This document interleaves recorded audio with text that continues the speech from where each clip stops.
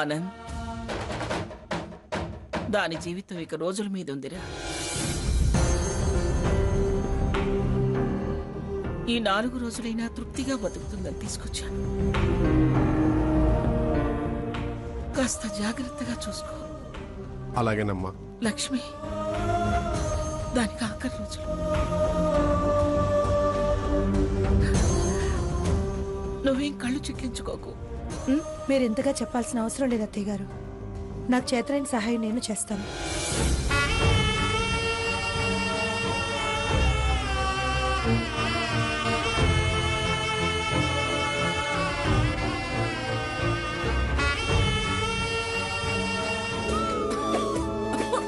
అత్తయ్య, సీత, మంచినీళ్ళు తీసుకొస్తావా అమ్మా? అలాగే అత్తయ్య, తెస్తాను. శారదా,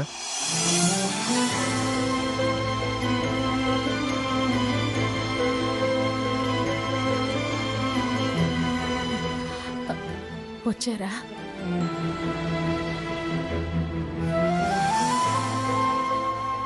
శారదా, ఏంటి శారదా ఇది? అత్తయ్య గారు చెప్పారుగా, మళ్ళీ దాని గురించి ఎందుకు అడుగుతారు?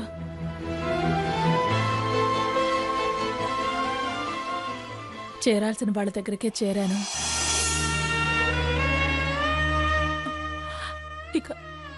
ఇక నాకు ఈ భూమి మీద పనిలేదని పిలుస్తున్నాడు. నా గురించి నాకు తెలుసు.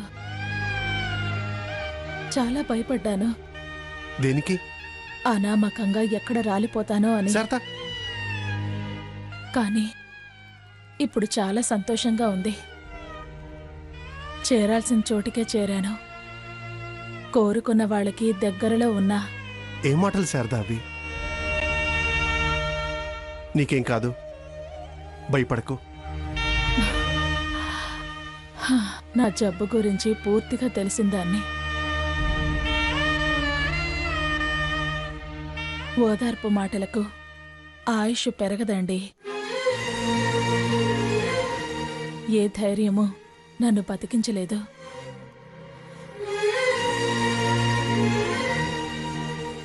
నేనే స్టేజ్లో ఉన్నానో మీ ఆవిడ లోపలికి బొట్టు పెట్టి పిలిచినప్పుడే అర్థమైంది.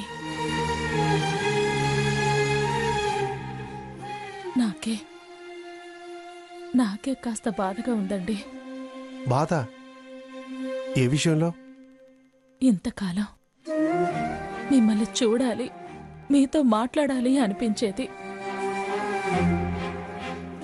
ఇప్పుడు తృప్తిగా చూసే అవకాశం ఉన్నా ఈ రెప్పలకు ఓపిక లేదు, వాలిపోతూ ఉన్నాయి. నేను మాట్లాడాలని ఎంత ఆరాటపడుతున్నా మాట్లాడే శక్తి లేదు, ఓపిక లేదు. వాలిపోవాలనిపిస్తోంది. అత్తయ్య గారు, వారు ప్రేమగా పలకరించడానికి వస్తే ఇలా బాధ పెడుతున్నాను అంటా, అంతేగా? అలా అని కాదత్తయ్య. సీత, నాకు వారిని బాధ పెట్టాలని లేదమ్మా. నేను పడుతున్న బాధ గురించి చెప్తున్నాను. ఏమండి, మిమ్మల్ని వదిలిపోవడానికి కారణాలు తవ్వుకోవడం ఎందుకు, కానీ మిమ్మల్ని విడిచి వెళ్ళినందుకు నన్ను మనస్ఫూర్తిగా క్షమించరా? నాకెప్పుడూ నీ మీద కోపం లేదు శారదా. నువ్వు తప్పు చేసావని నేను అనుకుంటేగా నిన్ను క్షమించడానికి. నేను కరెక్ట్ టైంకే వచ్చాను. అంటే? రేపు గుర్తుంది, మన పెళ్లి రోజు.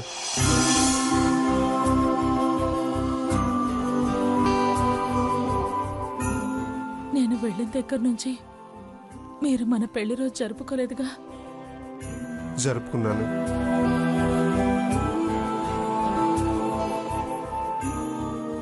జరుపుకున్నారా? గుడికి వెళ్ళి మన పేరు మీద అర్చన చేయించాను. మన పేరునా? మనమేం విడిపోలేదుగా. ఆఖరి పెళ్లి రోజు. శారదా, మీతో కలిసి జరుపుకోబోతున్నాను. చాలండి, ఇంతకన్నా నాకేం కావాలి? శారదా, నువ్వెందుకలా మాట్లాడుతున్నావు? సారీ అండి. రేపు మనం కలిసి గుడికెళదామా? వెళ్ళొద్దాం శారద. అత్తయ్య, నేను వెళ్ళి మంచినీళ్ళు తీసుకొస్తాను.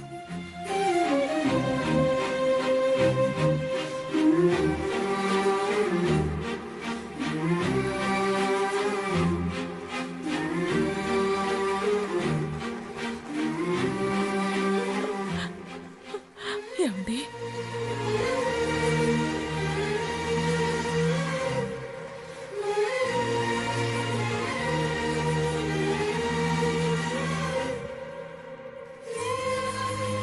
కూర్చో శారద.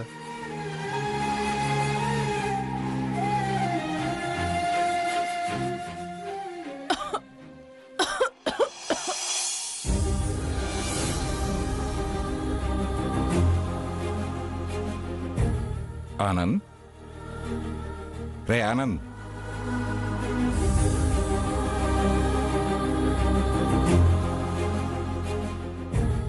ధైర్యంగా ఉండరా అంటే నువ్వేంట్రా అలా డల్గా కూర్చున్నావు? శారదని ఇలా చూడలేకపోతున్నాను నాన్న. మా పెళ్లి రోజని రఘు చీర కూడా తెచ్చాడు నాన్న. ఇంకే, నువ్వు ఊరెళ్ళే పని లేకుండా తనే నీ దగ్గరకు వచ్చింది కదరా. నాన్న, ఈ పెళ్లి రోజు గ్రాండ్గా చేయాలని ఉంది నాన్న. రేయ్, పెళ్లి రోజుని నిజంగా పెళ్లిలాగానే చేద్దాంరా, నువ్వేం వరి అవ్వకు. పెళ్లిలాగా? అవునరా, పెళ్లిలాగానే చేద్దాం, చాలా ఘనంగా చేద్దాం. నాన్న, కానీ అమ్మ. అది శారద విషయంలో ఇంకే అభ్యంతరం చెప్పదురా. సరే నాన్న. చూడు, నువ్వు ఇలా బాధపడుతుంటే శారద ఇంకా బాధపడుతుందిరా. రఘు కూడా బాధపడతాడు. ధైర్యం చెప్పవలసిన వాడివి. నువ్వు సంతోషంగా ఉండి శారదను సంతోషంగా ఉంచు.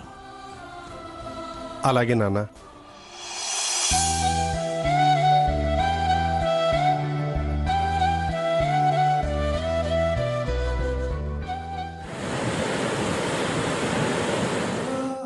కూర్చోండి.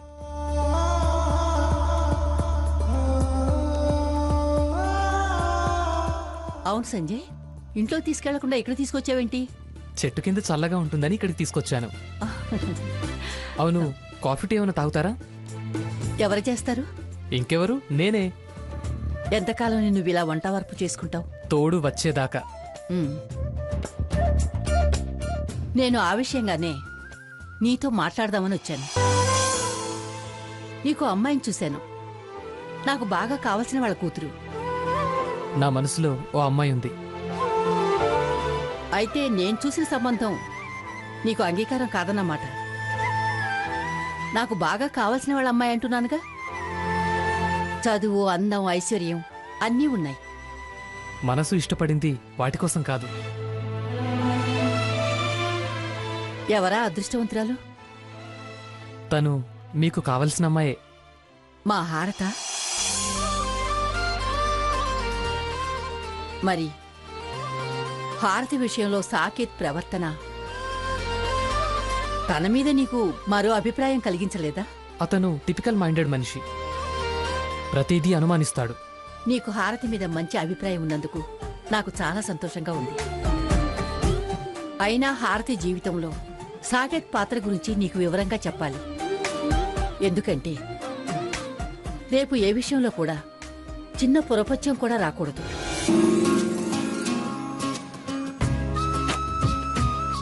నీ మనవరాల్ని చూశాక మాట్లాడకుండా ఉండలేకపోతున్నాను. హారతిని నా మనవరాలు చేసుకుందాం అనుకుంటున్నాను.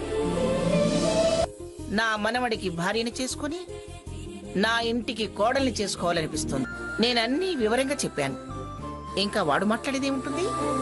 ముందు మీరు లేవండి. సాకేత్, ఈ సంబంధం క్యాన్సిల్. ఏమైంది గ్రాని? నాకు నా మాట వినే మనవరాలు కావాలి కానీ వాడి బుద్ధి చెడగొట్టే వాళ్ళు కాదు. నీ మనవరాలి కన్నా అందంగా ఉన్న పిల్లని, అడుకోగా ఉన్న పిల్లని, అణిగి మణిగి ఉండే పిల్లని బెల్లంగా తీసుకొస్తాను. హారతికి అతని మీద ప్రేమ కాదు, తనలా అతను బాధపడాలన్న పంతం. నాకు మంగమ్మ చేసిన అవమానానికి ప్రతీకారం తీర్చుకోవాలన్న పగ. అదే ఇన్ని గొడవలకి కారణం. జరిగింది ఏదైనా, గొడవలు ఏమున్నా నాకు అనవసరం. నేను హారతిని మనస్ఫూర్తిగా కోరుకుంటున్నాను. అయితే నిరభ్యంతరంగా హారతిని నీకిచ్చి పెళ్లి చేస్తాను. మంచిలో చూసి కబురు పెడతాను. నువ్వు నీ తరపున పెద్దవాళ్ళని పిలుచుకో. నాకు పెద్దవాళ్ళు ఎవరున్నారో ఎవరు లేరో మీకు తెలుసు కదండి. శుభకార్యానికి ఎవరో ఒకరు పెద్దవాళ్ళని తెచ్చుకో. పత్రికలు మార్చుకునేటప్పుడైనా కావాలి కదా. అలాగేనండి. నాకు తెలిసిన పెద్దవాళ్ళు ఒకరున్నారు. వారెవరైనా మీరు అభ్యంతరం చెప్పకూడదు. మీ పెద్దవాళ్ళని మేమెందుకు అభ్యంతరం చెప్తాం? నువ్వు ఎవరి గురించి అంటున్నావో నాకు బాగా తెలుసు. వాళ్ళ హాస్పిటల్లో అపాయింట్మెంట్ ఇచ్చిందిగా. నువ్వు ఆ మంగమ్మని పిలుస్తావు. నాకు కావాల్సింది అదే. వాళ్ళు ప్రతిజ్ఞ చేశారని తెలుసు, సంతోషంగా వస్తారని తెలుసు. ఆ సరే సంజయ్, ఇక నేను బయలుదేరినా? ముహూర్తం కనుక్కొని చెప్తాను. మంచిదండి. కనీసం కాఫీ అయినా. ఆ అలాంటివేమీ వద్దు. గతికితే అతకదు అని అంటారు కదా. హారతి ఇంటికొచ్చాకే తినడం గాని తాగడం గాని. సరే బయలుదేరతాను. అలాగేనండి.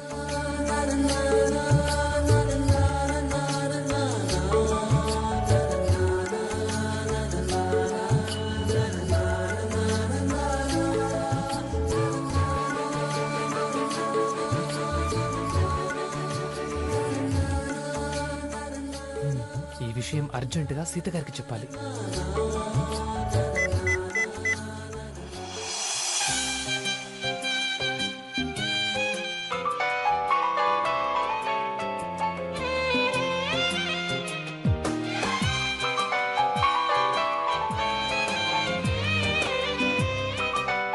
స్వర్ణ, స్వర్ణ, వస్తున్నా అక్క. ఏంటక్క? స్వర్ణ, ఫోన్ ఎవరు చూడు. హలో హలో సీత గారు, నేను సంజయ్ని. సంజయ్ గారు, నేను స్వర్ణని. అక్క పనిలో ఉంది, అందుకని నేను లిఫ్ట్ చేశాను. చెప్పండి ఏంటి? స్వర్ణ గారు, ఇందాక భాగీరథ గారు వచ్చారు.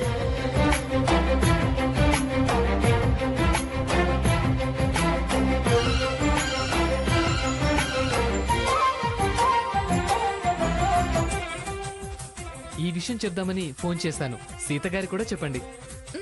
తప్పకుండా చెప్తాను. Advance congratulations. Thank you so much. ఉంటాను. ఏంటి, ఏమైంది? సంజయ్తో హారతి పెళ్లి ఫిక్స్ అయిందట.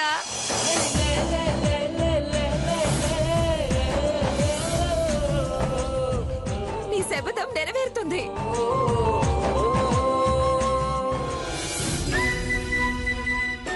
పంతులు గారు, అమ్మా, నా మనవరాలకి నిశ్చితార్థం చేయాలనుకుంటున్నాను. దగ్గరలో మంచి ముహూర్తాలు ఎప్పుడున్నాయో చూసి చెప్పండి. ఆ పని మీదే ఉన్నానమ్మా. శుభం. హారతి, ఏంటి నిశ్చితార్థం? అలా ఎలా చేస్తారు? సాకేత్, నువ్వు ఇక్కడికి ఎందుకు వచ్చావు? మీరు ఇలాంటి ప్రయత్నాలు ఏవో చేస్తారనే నేను ఫాలో అవుతున్నాను. ఎవరితో చేస్తే నీకేంటి? అయినా ఏళ్ళు నడిసిందిలా నువ్వు రాహుకేతులా మీ గ్రాని సీత మా వెంట పడ్డారేమిటి? చూడండి, హారతి నాది అని నేను ఎప్పుడో డిసైడ్ అయ్యాను. ఆ మాట అంటే ఈసారి బతికే ఛాన్సే లేకుండా సూసైడ్ చేసుకుంటా. నిన్ను చేసుకోను అని క్లియర్ గా చెప్పాక కూడా ఎందుకు ఇలా వెంట పడుతున్నావు? పడతాను, ఇలాగే వెంటబడతాను. నిన్ను దక్కించుకునేదాకా నేను ఇలాగే వెంటబడతాను. ఎవరు నిన్ను చేసుకుంటారో చూస్తాను. పడితే జీవితంతో బయటికి రాకుండా జైల్లో పెట్టిస్తాను.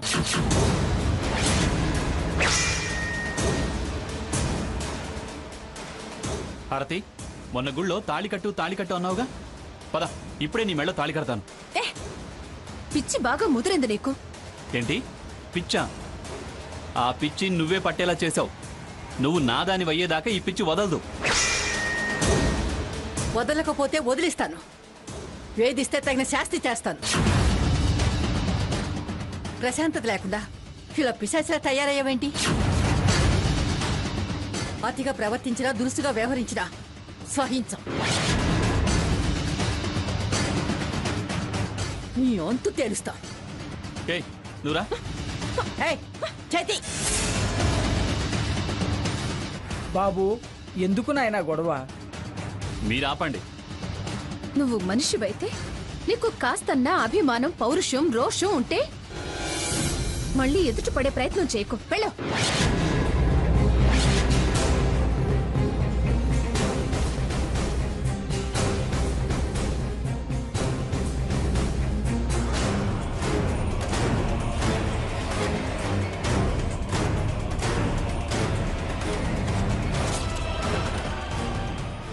పంతులు గారు, మీరు ముహూర్తాలు చూడండి. అలాగేనమ్మా. కూర్చో.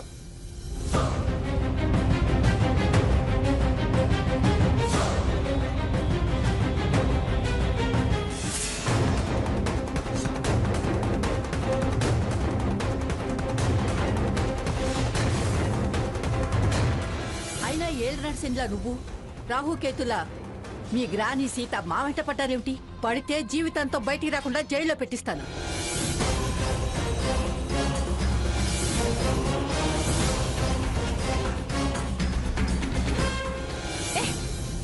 పిచ్చి బాగా ముదిరింది నీకు.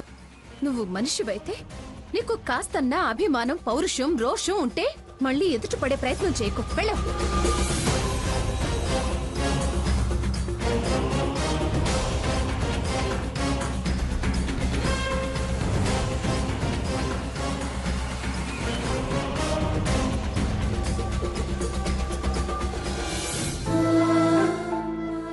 చూడండి, నేను చిన్నదాన్ని. మాటి మాటికి దండాలు పెట్టడం, క్షమించమని అడగటం ఏం బాలేదు. ఇంత ఔదార్యం చూపించి నువ్వు చిన్నదానివి ఎలా అవుతావు?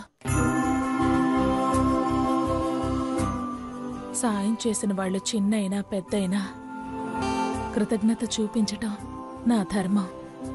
అదే నేను చేస్తున్నాను. ఔదార్యం, ధర్మం, జాలి అంటూ పెద్ద పెద్ద మాటలు మాట్లాడకండి.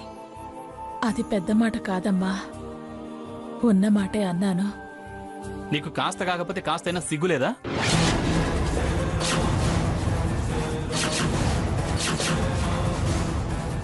చీము, నెత్తురు, రోషం, పౌరుషాలు ఏం లేవా?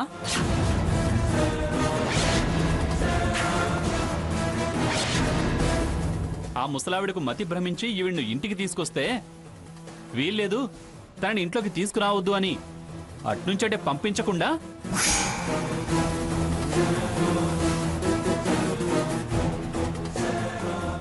లోపలికి రానిచ్చింది కాక ఏంటి ఈవిడి గారితో ముచ్చట్లు?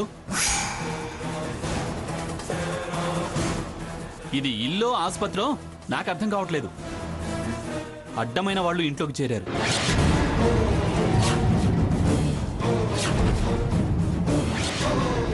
సాకేత్, ఏం మాట్లాడుతున్నావు? ఎవరు అడ్డమైన వాళ్ళు? ఆవిడ నా అత్తగారు. ఆహా, అత్తగారు? నీ అత్తగారైతే నువ్వు నెత్తిని పెట్టుకుని ఊరేగు.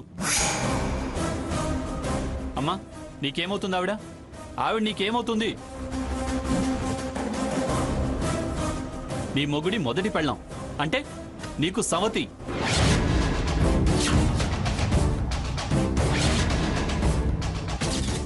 ఆ విషయం మర్చిపోయావా? లేకపోతే ఆ శోభన్ బాబు గారు చెప్పారా వెళ్ళి శారదతో మాట్లాడు వాణిశ్రీ అని?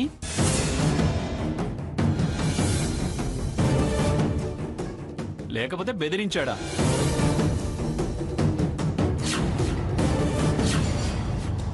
ఆయన చెప్తే మాత్రం నీ బుద్ధి ఏమైంది?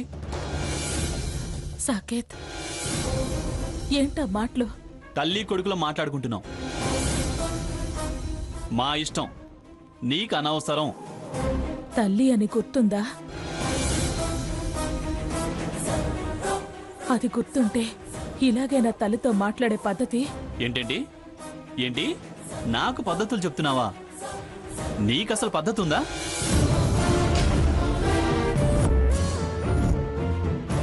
మొగుడొద్దు, అత్తొద్దు అని ఎప్పుడో వెళ్ళిపోయిందానివి.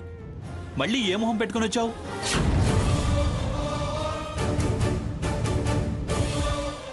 ఇదిగో, ఇంత ముద్ద తిని కామ్గా పోయేదాకా సైలెంట్గా ఉండు.